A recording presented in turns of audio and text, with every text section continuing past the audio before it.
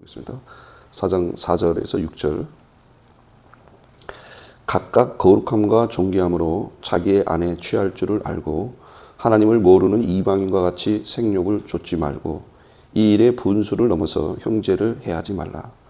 이는 우리가 너에게 미리 말하고 증거한 것과 같이 이 모든 일에 주께서 신원하여 주심이니라. 아멘. 어제 우리가 이어서 비슷한 내용입니다. 좀 길어가지고 이렇게 나눠서 우리가 보는 건데, 어제도 우리가 하나님의 명령이다, 하나님의 뜻이다, 거룩함이라고 하는 것은 사실 이 거룩이라고 하는 것도 우리가 부정하지 않고 정하다, 깨끗하다라고 하는 것이 우리가 이제 거룩을 우리가 이제 구별된 것으로 우리가 이제 그렇게 이해를 하고 있는데, 틀린 건 아니지만은 그게 또 맞는 것이지만은 이 거룩이라고 하는 것은 이제 결국 하나님의 것이 거룩한 것이고, 그래서 하나님 것과 세상 것을 우리가 이렇게 이제 구별하는 거잖아요. 이제 구별하는 건데, 그 거룩은 그러면 그 하나님의 것, 그 하나님의 것이 그러면 거룩한 것인데, 그 하나님의 것은 깨끗한 것이지 더러운 건 아니다라는 거죠. 그러니까 부정한 것은 아니다. 부정한 것이 거룩할 리는 없고, 부정한 것이 그게 세상과 구별되는 하나님의 것이라고 할 수가 없기 때문에 거룩이라고 했을 때 그것은 당연히 깨끗한 것을 말하는 거죠. 청결하고 깨끗한 것을 얘기하는 것입니다. 그래서 우리가 읽지는 않았지만 그 다음 절 7절에 보게 되면은 하나님이 우리를 부르심은 부정케 하심이 아니요 거룩케 하심이니 이렇게 되어 있습니다. 그래서 우리가 이제 하나님의 그 거룩함을 이루어야 한다는 것이죠. 경건과 거룩에 이루어야 되는데, 거룩함과 존귀함으로 자기 안에 취할 줄을 알고 하나님을 모르는 이방인과 같이 생욕을 좇지 말고 이 일의 분수를 넘어서 형제를 해하지 말라. 즉 이러한 그 음란과 호색, 폐역 이러한 것들로 인해 가지고 사실상 서구 사회, 우리 대한민국도 그렇고 가정이 깨져버렸습니다. 가정이. 그래서 뭐 동성애니 이런 것도 사실은 가정이 깨져가지고 생기는 현상이죠. 온전한 그런 가정에서 자녀들이 자라지를 못한다는 거예요. 그럼 온전한 가정에서 자녀가 자라지 못하기 때문에, 물론 이혼한 가정 아니면 온전치 않은 가정, 그러한 가정의 자녀들이 다 잘못됐다라고는 말할 수는 없지만, 그러나 그 온전치 않은 가정, 이혼한 가정에서는 자녀들이 제대로 성장하기가 어렵다는 것이죠. 그러니까 모든 자녀가 이혼한 가정, 또 온전치 못한 그 가정이 다 그 자녀가 다 잘못됐다고는 할 수는 없지만, 그러나 그렇게 됨으로써 결국은 그 가정이 깨지고, 또 자녀들이 무엇이 옳고 그른지, 또 무엇이 어떤 질서인지, 또 이러한 것들이 다 깨져버린다는 것이죠. 그리고 여러 가지 결핍이라든지, 또 증세라든지, 불안증이라든지, 정신병이라든지, 이런 정서 불안 같은 거, 이런 것들도 다 그런 상황에서 오기 때문에, 그렇게 오게 되면은 이제 그 가족들이나 자녀들이 상당히 이제 영적으로 또 육적으로 정신적으로 굉장히 불안한 가운데 있기 때문에 여기서 많은 문제를 야기할 수밖에 없습니다. 그러니까 하나님을 모르는 이방인과 같이 생욕을 좇지 말고 이 일에 분수를 넘어서 어떤 선을 넘지 말라는 말씀입니다. 이 일에 분수를 넘다는 것이 선을 넘지 말라. 그러니까 선을 넘어서 형제를 해하지 말라. 이 일에 분수를 넘어서 형제를 해하지 말라고 했기 때문에 이 말씀도 어떤 그 선을 지키지 못하고 결국은 거기서 문제를 야기하는 것을 말하는 거죠. 이렇게 하는 것들은 우리가 너에게 이미 말하고 증거한 것 같이 이 모든 일에 주께서 신원하여 주신다라고 말하고 있습니다. 이와 비슷한 말씀이 히브리서 13장에서도 보면은 너희가 혼인을 귀히 여기고 침소를 더럽히지 말라. 그렇게 말씀하시면서 하나님이 심판을 하시리라 그렇게 되어 있습니다. 그러니까 하나님이 그것을 갚으신다는 것이죠. 하나님이 반드시 그것에 대해서 그래서 우리 예수님 당시에서도 우리 예수님께서 이 악하고 패역한 세대라고 했는데 그것을 헬라어로 보게 되면은 다 그런 내용이에요. 성적으로 타락했다. 음란하고 패역한 세대 이러한 것들이 그러한 그 부패한 세대, 육체의 정욕, 안목의 정욕, 이성의 자랑이라는 말처럼 그런 정욕으로 부패한 세대다라고 하는 것입니다. 그러므로 깨어 있어야 하는 것이죠.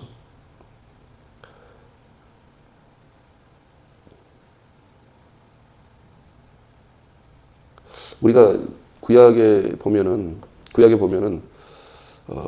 순종하면 복을 받고 불순종하면은 저주를 받는다라는 내용이 대부분입니다. 뭐 레위기도 그렇고 특히 또 신명기에 보면은 그런 내용들이 많이 있어요. 그래서 이렇게 우리가 신명기 11장이나 신명기 27장 같은 데 보게 되면은 그 너희가 약속의 땅에 들어가게 되면은 백성들을 반으로 나누어 가지고 반은 그리심산에 서게 하고 또 반은 에발산에 서게 하라. 그러면은 또 그래서 중간에서 레위가 어떤 말씀을 선포하면 축복을 선포할 때는 그리심산에 있는 백성들이 아멘하고 저주를 말할 때는 에발산에 있는 백성들이 아멘을 하라. 그 말씀을 하십니다. 그래서 너희가 약속의 땅에 가게 되면은 그렇게 해라. 이미 거기서 보게 되면은 순종하고 축복을 할 때는 그리심산에서 하고 저주를 말할 때는 에발산에 한다는 거예요. 실제로 우리가 그 지형적으로 보게 되면은 지중해에서 구름이 올 때 그 구름이 당연히 비를 머금고 오겠죠. 그러니까 우리가 지도를 보면은 서쪽이죠. 그렇죠. 그래서 서쪽에서 구름을 머금고 구름이 올 때 거기 그리심산에서 딱 걸립니다. 그러면은 그리심산은 당연히 비가 오지만 그 건너편에 동쪽에 있는 에발산에서는 당연히 비가 안 오겠죠. 그러니까 항상 그리심산은 수풀이 수목이 우거져 있고 에발산은 황폐한 상태로 있답니다. 그러니까 실제로 눈으로 볼 때도 그리심산은 정말 축복을 받은 산처럼 보이고 에발산을 볼 때는 황폐하기 때문에 저주를 받은 산처럼 보이는 거죠. 구름이 오다가 그리심산에 딱 걸린다는 거예요. 그렇기 때문에 이미 이렇게 순종하는 자에게는 축복을, 불순종하는 자에게는 저주를 했기 때문에 예수님이 요한복음 5장에서 보면은 야, 내가 너희들을 고소할까 염려하지 말아라. 너희를 고소하는 자는 따로 있으니 바로 너희가 바라는 모세니라 이렇게 말합니다. 그러니까 우리가 따로 불순종하는 자들에게 그 저주를 할 필요가 없어요. 이미 모세가 율법에서 이미 하나님의 말씀으로 축복과 저주를 선포를 했다는 거예요. 축복과 저주를 선포를 했다는 거예요. 그러니까 불순종하는 자에게 따로 이렇게 저주를 하지 않아도 불순종하는 자는 불순종하는 자의 저주를 그냥 저주가 임하는 거죠. 예수님이 내가 너희들을 고소하리라고 생각하지 말아라. 그러니까 또한 원수 갚는 것이 하나님에게 있다라고 말씀하셨고 하나님이 친히 그 모든 것을 판단하시고 원수를 갚으시고 또 그 판단하시고 심판하신다는 것입니다.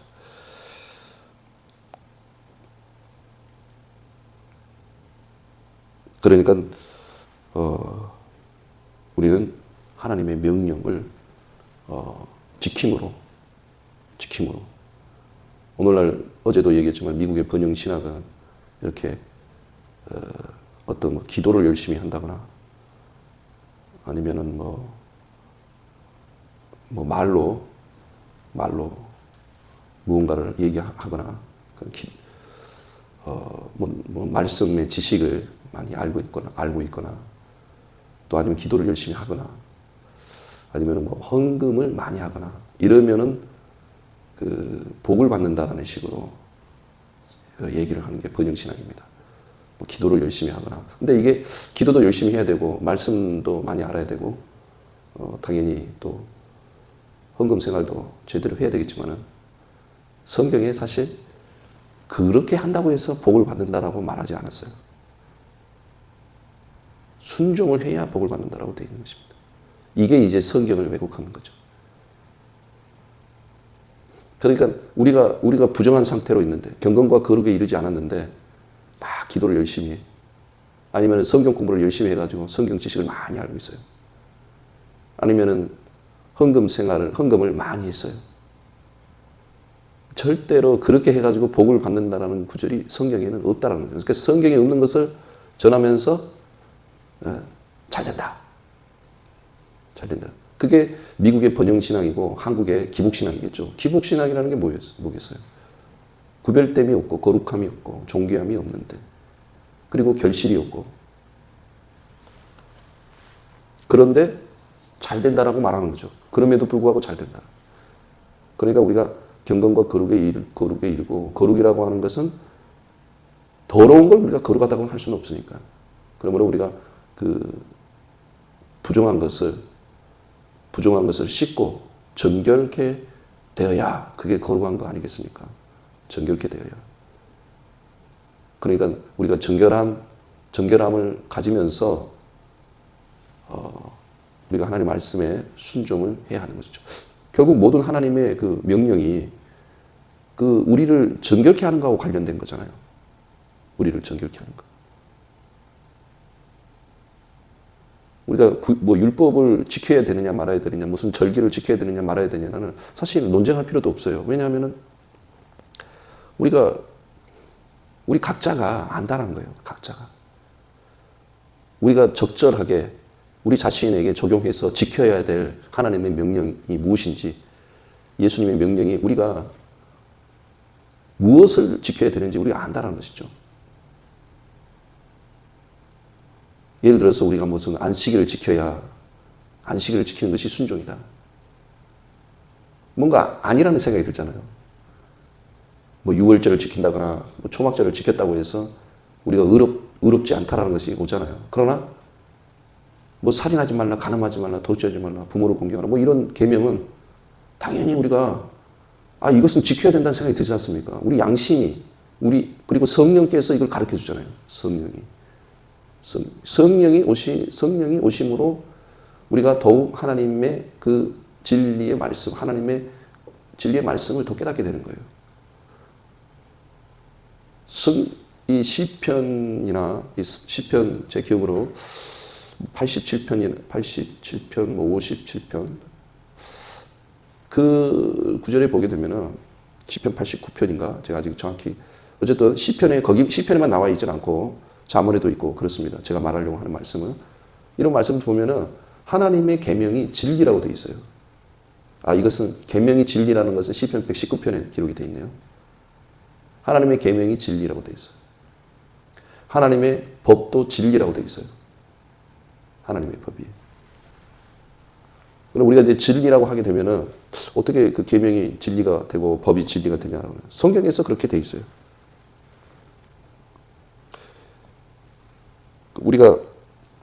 제가 뭐 정확한 것을 원한다면 우리가 한번 잠깐 볼 수도 있습니다. 그래서 우리가 성경에서는 그걸 진리라고 한다는 거예요.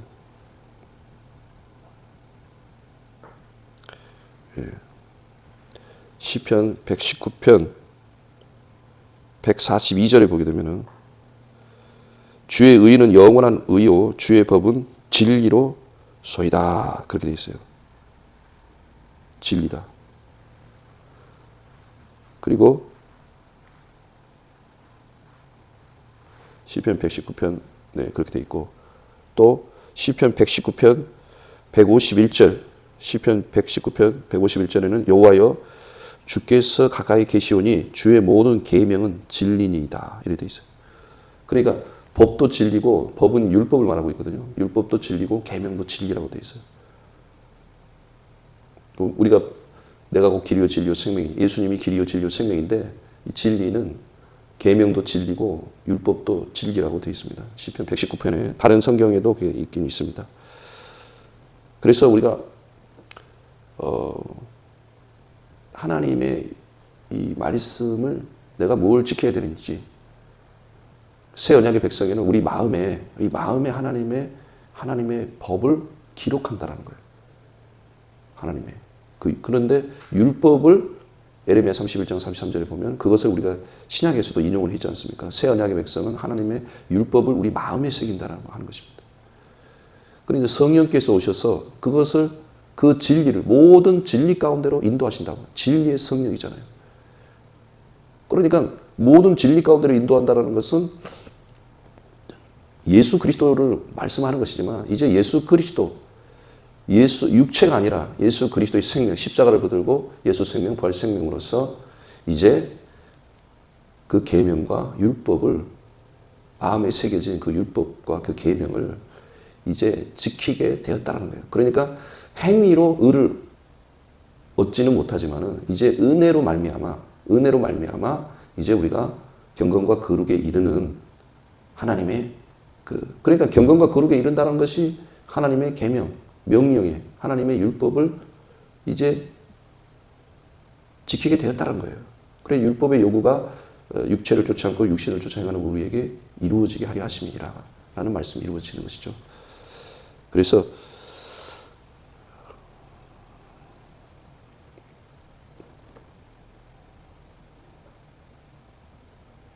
우리가 경건과 거룩에 이르지 못함으로 이 가정이 깨져버렸다. 가정이 깨져버렸다는 거예요. 서구 사회가 기독교 서구 사회가 가정이 깨져버렸어요. 그래서 미국 드라마를 가끔씩 이렇게 보면은 황당한 얘기가 많이 우리 드라마도 막장 드라마, 한국 드라마도 막장 드라마가 많은데 우리나라 드라마보다 더 막장이 많은데 그게 바로 그런 미국이나 서구 사회가 그만큼 그 가정이 그 패밀리가 깨져버렸다는 거예요. 80년대 중반까지 80년대까지는 그래도 미국 사회가 주일에는 이렇게 손에 가족들이 손에 손을 잡고 교회로 가는 그 풍경이 그래도 일반적인 미국인들의 모습이었는데 이제 그게 사라져버린 거죠. 손에 손을 잡고 가족들이 그 패밀리가 교회를 가는 그런 모습이 사라져버렸다는 거예요. 이게 바로 이 경건과 거룩, 이 거룩에 이르지 못하고 음란과 배역한 세대를 따라서 그 생욕을 쫓아서 부패했기 때문에 그런 거죠. 부정하게 되었다는 거예요. 선을 넘었다는 거예요. 그렇게 되면은 우리가 그 율법에서 말한 그 저주, 하나님의 말씀에 불순종하는 자에게는 이러이러한 저주가 임하리라 하신 저주가 임하는 거죠. 지금 당장 그 저주가 임하지 않는 것은 율법의 저주를 예수님이 십자가에서 지셨기 때문이지 않습니까? 그렇다면은 그 십자가를 붙들고 회개하고 돌이켜야 된다는 거예요. 회개하고 돌이키지 않고 부정한 상태로 기도를 하고 말씀을 아무리 보고 헌금을 아무리 많이 해도 그것으로는 절대로 그 부정한 상태에서 그래서 레위기 14장이나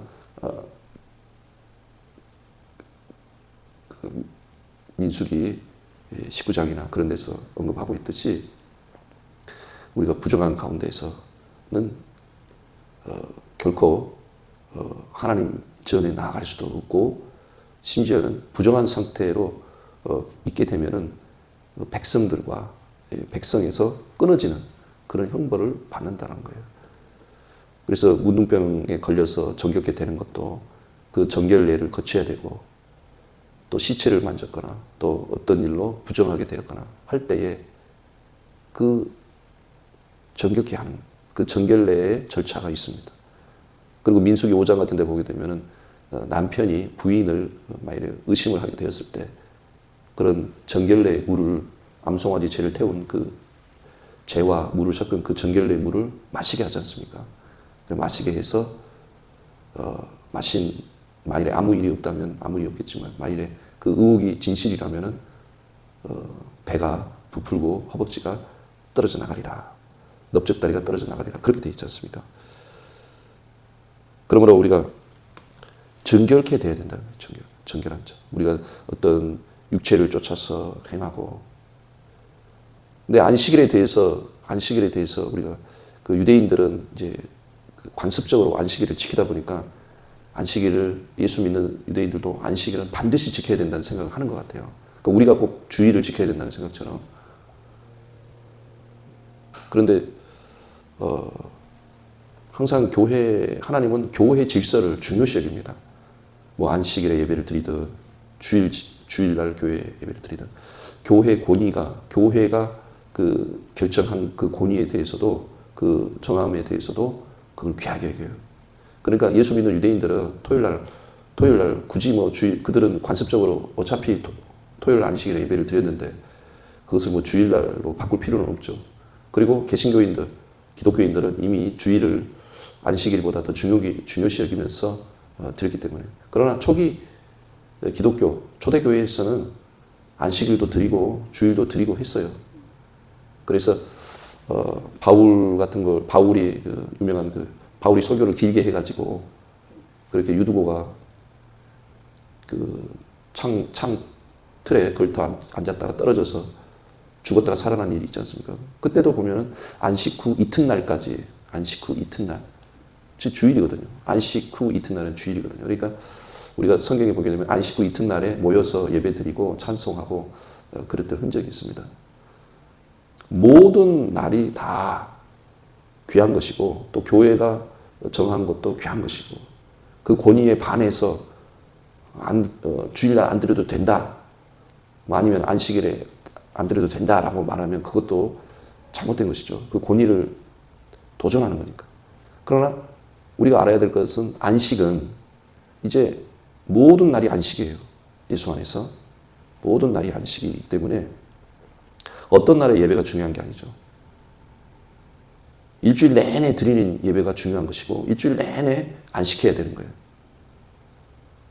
그리고 그 주일을 지켰다 아니면 뭐 토요일날 안식일을 지켰다 해서 그 의를 얻는 것은 아니죠. 우리는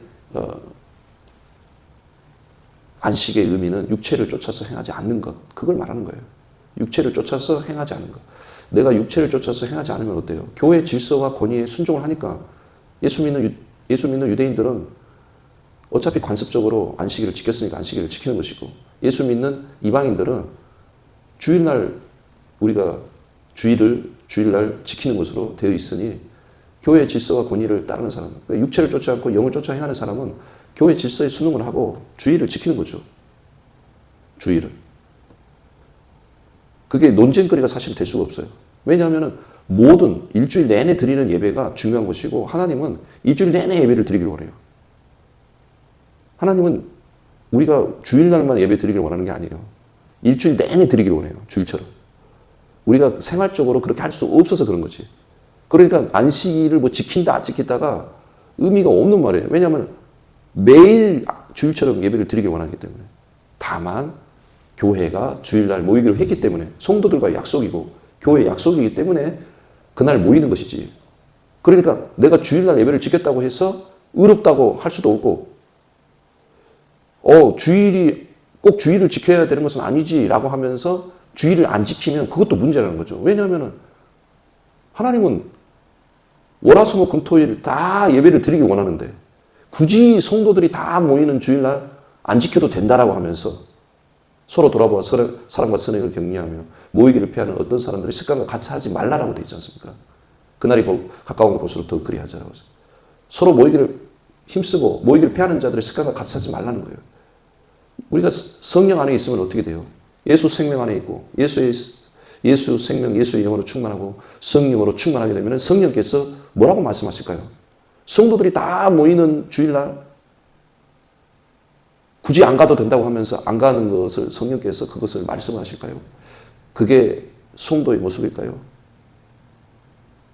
하나님은 일주일 내내 예배를 주일처럼 드리길 원하시는데 그러니까 의미가 없는 그게 뭐 주일을 지켜야 되느냐 안식일을 지켜야 되느냐 이게 굉장히 영적으로 초보 같은 질문이고 질문이고 그리고 고민을 하고 있다면 그런 초보 같은 고민이에요. 모든 예배 하나님은 매일 예배를 드리길 원하고 우리가 기도도 하나님이 우리한테 원하시는 것은 우리가 생각한 것보다도 훨씬 더 예배를 더 많이 드리길 원하십니다.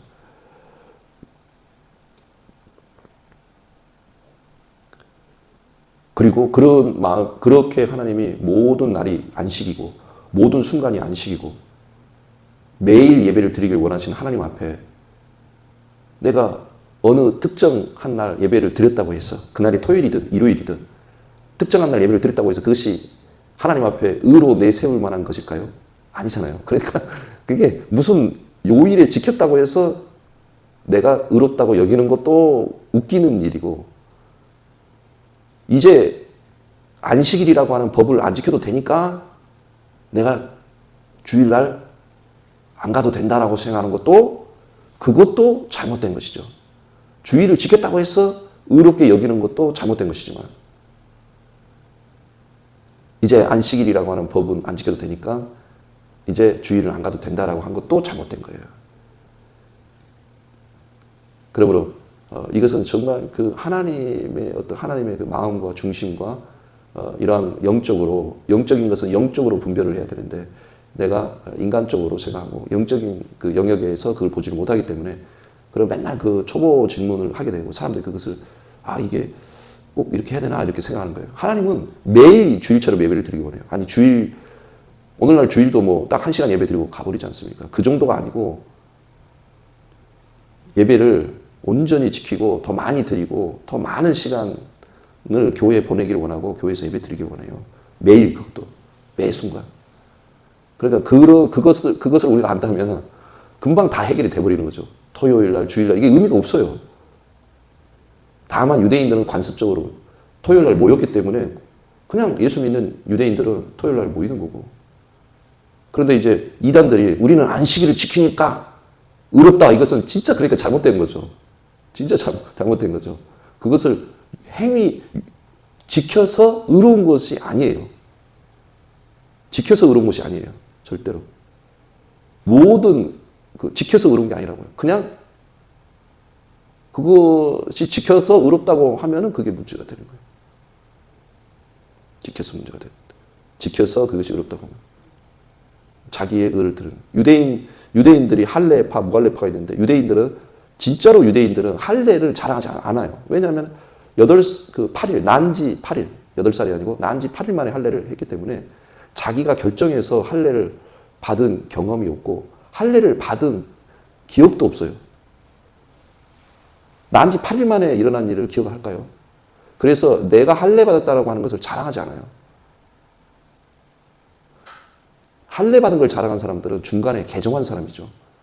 한국 사람이 나 김치 먹는다고 자랑하는 사람 없지 않습니까? 만일에 한국 사람들끼리만 있는데 나는 김치 먹을 줄 알아 그러면 사람들이 이상하게 생각하겠죠. 그러나 외국인이 나 김치 먹을 줄 알아. 나 매운 김치 먹을 줄 알아. 아주 매운 젓갈김치를 먹을 줄 알아. 그러면은 그건 자랑할 만한 거죠.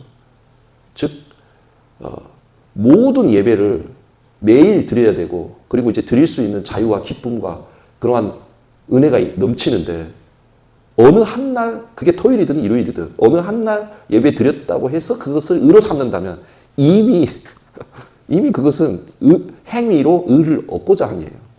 행위로 의를 얻고자 함이라는 거예요. 그 질문 자체가 너무 초보적인 질문이에요. 그래서 우리가 이 말씀은 한 것은 우리가 하나님의 계명과 율례의 말씀, 하나님의 명령을 지켜야 되는데 그것은 행위로 의를 얻고자 함이 아니라는 거예요.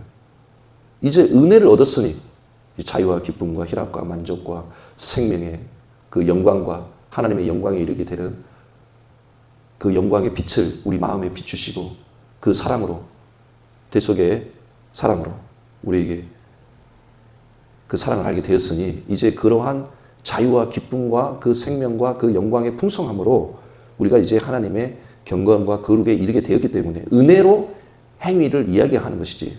그래서 하나님이 예수 그리스도를 통해서 우리에게 주신 은혜는 무기력한, 무능한 그런 은혜가 아니라는 거예요. 그 능히 우리가 순종할 수 있고 그렇게 거룩에 이룰 수 있는. 그리고 우리가 하나님의 복을 받으려면은 부정한 상태가 돼서는 안 된다. 그래서 오늘 말씀에서 좀 말이 길었는데 부정한 것은 거룩한 것은 아니라는 거죠. 그러므로 우리가 정결케 함을 입어야 되고 구약에서도 정결케 하는 정결례라고 하는 것이 따로 있듯이 아이를 낳아도 더러워진다고 하지 않습니까? 아이를 낳아도. 그래서 정결하게 하는 그 예가 있지 않습니까? 시체를 만지거나 병에서 낫거나 뭘 더러운 부정한 것을 만졌거나 이럴 때 그래 우리가 정결함을 받는 것이 그것이 깨끗해야 그게 거룩한 것이죠. 거룩의 의미는 아버지 하나님의 것이라는 의미, 그래서 세상 것과 구별되는 것을 말하는 거지만 그것이 더러운 건 아니라는 거죠. 그러니까 우리가 날마다 그 정결케 하는 그 물로 이스라엘 백성들이 깨끗함을 입은 것처럼 그 피와 물을 뿌려서 정결함을 입은 것처럼 우리도 늘 십자가를 붙들고 그렇게 우리가 정결케 함을 입어서 거룩에 이르러야 된다는 거예요. 그 예수님이 발을 씻지 않으면 나와 아무 상관이 없다 이러면서 씻으라고 그러지 않습니까? 그 씻는다는 것이 정결케 된다는 거예요. 정결케. 그래서 이스라엘 백성들도 구약에서 이렇게 옷을 빨고 몸을 씻고 이렇게 정결케 함을 입잖아요. 그래서 우리가 정결함을 입어서 우리가 부정한 상태로는 우리가 응답을 받기가 어렵다는 거예요. 예. 오늘날 미국이라고 하는 교회와 서구 사회가 무너진 것은 다름이 아니라 그들이 잘못된 신학과 가르침과 또 정결함을 입지 못하는 가운데에서 결국은 이렇게 스스로 무너졌다라고 봐야 되는 것입니다. 우리가 이스라엘 역사도 그걸 말하고 있잖아요. 이스라엘 역사도 결국은 다 파멸이 되고 2000년 동안 나라를 잃어버리고 떠돌아다니는 그 이유가 뭐겠습니까? 저는 요새 이쪽 말씀을 많이 생각하고 묵상하는데 정말 우리가 이 부분에 대해서 저도 과거에는 이런 부분을 많이 다루지를 안 했습니다. 설교를 잘 못했어요. 왜냐하면 꼭 무슨 율법 설교를 하는 것 같기도 하고 그래가지고 못했는데 이제 점점 하면서 재밌어요. 그리고 이 정말 이 말씀이 진리구나. 그걸 다 알게 돼요. 점점 더 알게 되고 확신이 서게 돼요. 그래서 이 더러워질 수밖에 없는 이 세상에서 우리가 늘 옷을 빨고 몸을 씻고 발을 씻고 손을 씻고 이렇게 해서 정결케 되어야지 더러워졌는데도 뭐 그냥 에이 괜찮아 뭐 나는 은혜 가운데 있는데 이렇게 해가지고서는 안 된다는 거예요. 아주 중요한 내용이 있지 않나 생각이 듭니다. 전 개인적으로. 그래서 오늘 말씀에서도 말씀은 이제 전하다 보니까 7절까지 사실 한 거네요. 하나님이 우리를 부르심은 부정케 하심이 아니요 거룩케 하십니다. 기도하겠습니다. 사랑하신 하나님, 정말 전에는 잘 전하지 못했던 말씀들, 정말 말씀으로 그대로 그 앞에 서 있을 때에 하나님 정말 우리가 정결케 되는 것이 얼마나 중요한 것이고 거룩에 이르러 정말 거룩한 백성이 되는 것이 얼마나 기쁘고 즐거운 일인지 그것을 보게 됩니다. 너희 몸을 하나님이 기뻐하시는 거룩한 산제사로 드리라. 이것이 너희가 드릴 영적 예배라고 말씀하셨는데 우리가 주님의 예수 그리스도 십자가를 붙들고 늘 새로워지고 정결케 되어서 진정 거룩한 백성이 되고 왕같은 제사장으로서 우리가 정말 하나님을 잘 섬길 뿐만 아니라 이 세상에서도 복을 받고 담대하게 복음을 전할 수 있도록 많은 결실을 맺을 수 있도록 주여 축복해 주시옵소서. 감사드리며 예수님 이름으로 기도합니다. 아멘.